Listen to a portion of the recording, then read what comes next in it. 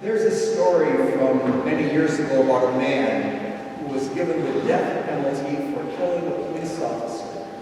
He was sentenced to be electrocuted.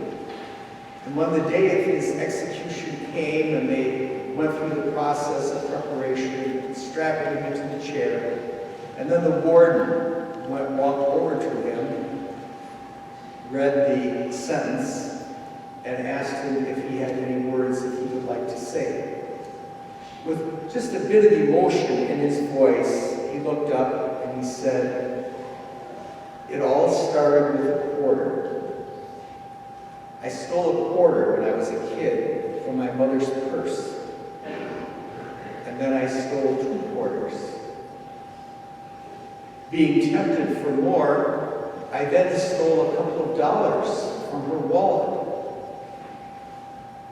And then I started to steal things at school. And nobody said anything. It was easy.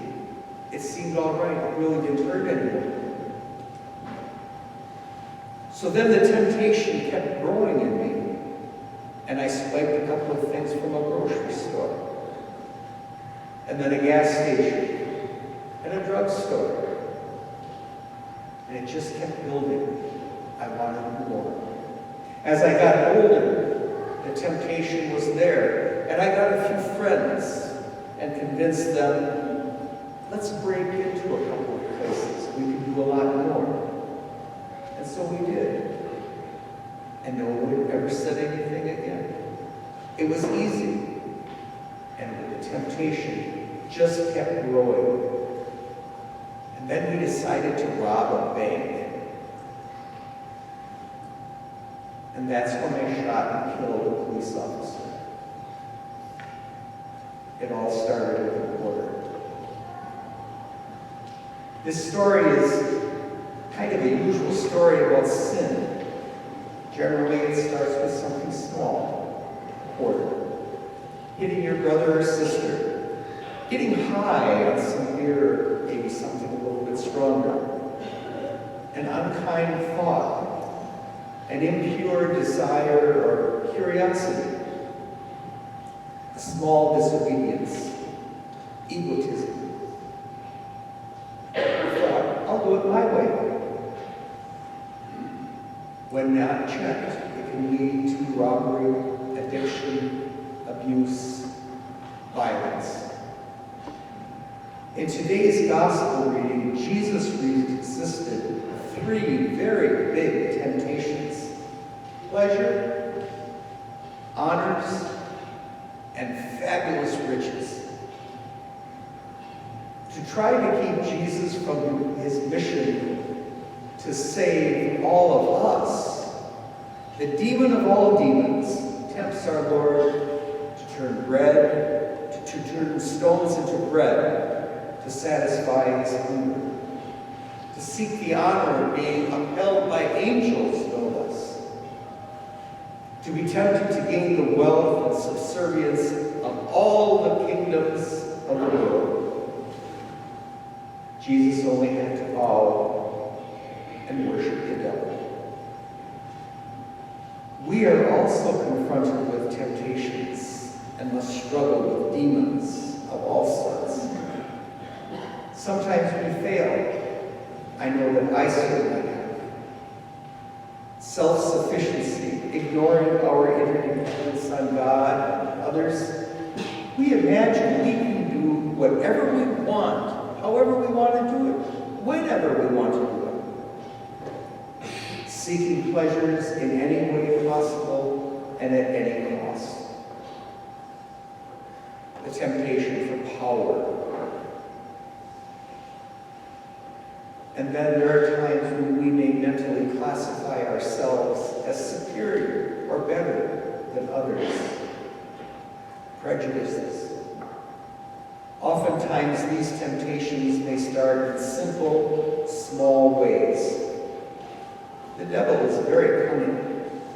Most of his enticements are very attractive.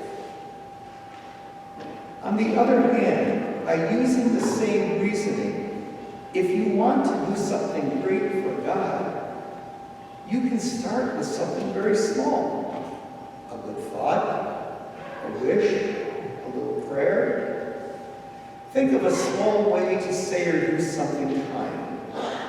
Maybe it's a visit or a phone call or mailing a card to an elderly relative or someone who is ill. Give a little something to the needy. Maybe it's standing up for something that is righteous, something that we know deep inside of us is really the right way it should be, but it's not the popular opinion. To stand up for something that's righteous. And you don't have to do that in a confrontational way. It can be quiet and soft, but the way you do it. Try coming to an occasional weekday mass or maybe an extra devotion during the evening. It doesn't need to be every day. Maybe it's once a week, or maybe it's even just a couple of times during Lent. Read about Jesus for a few minutes a day. Maybe a Bible story, or take one of the accounts of the Passions from the Gospel, and read a section of it every day. Or one that I really enjoy doing is reading reflections on the saints, on the lives of the saints. Lent is an ideal time to start. Whatever we do, one thing is certain, that if you do it with a sincere heart, you're going to know right away in the presence of our Lord, and you're going to know that you are doing something right and pleasing. In Lent, we try to strengthen our understanding of the mystery of the passion, death, and resurrection of Jesus, the mystery of our salvation. Jesus was willing to die for us so that we could have the power to live his life and also triumph over sin and death. We practice the penance of good works so that the love of Jesus overflows us and to others. In Lent, we're called to practice